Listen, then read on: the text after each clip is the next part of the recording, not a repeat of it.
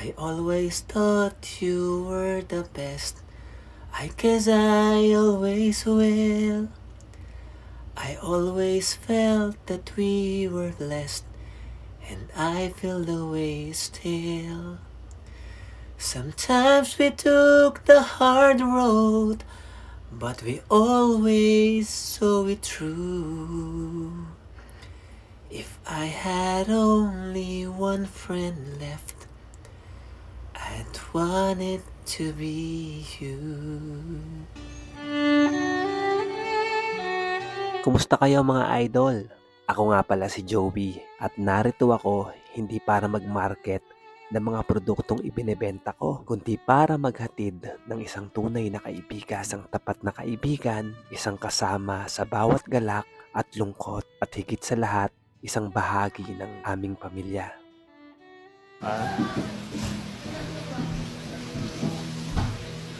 Mick Sylvester. Ito po, si Sylvester, ang aming giant poodle puppy. Puppy pa lang po ito, guys. Tignan niyo naman, sobrang laki. Oh, Sylvester. Sylvester. 10 months pa lang to, guys. Okay. Ano, Sylvester? Sylvester. Ano? Malambing to eh. Sobrang lambing nito.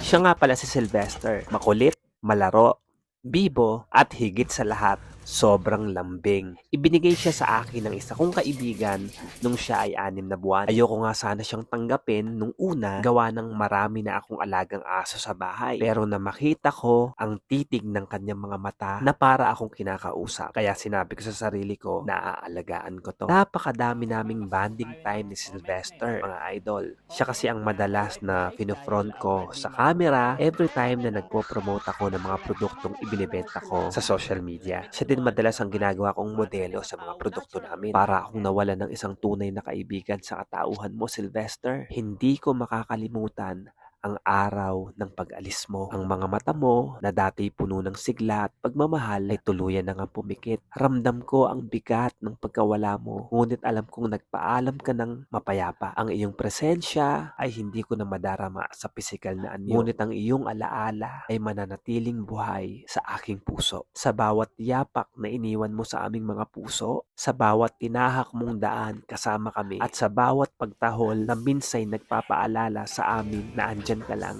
ramdam namin ang pagmamahal mo. Hindi na kita makikitang tumatakbo at sumasalubong sa akin. Hindi ko na maririnig ang mga tahol mo, pero okay lang dahil alam ko na nasa mabuti ka ng lugar. Paalam, mahal kong kaibigan. Salamat sa lahat ng alaala at pagmamahal na ibinigay mo. Hanggang sa muli nating pagkikita, Sylvester, alam kong ikaw ay naroon sa kabilang buhay, masaya at malaya, naghihintay sa amin.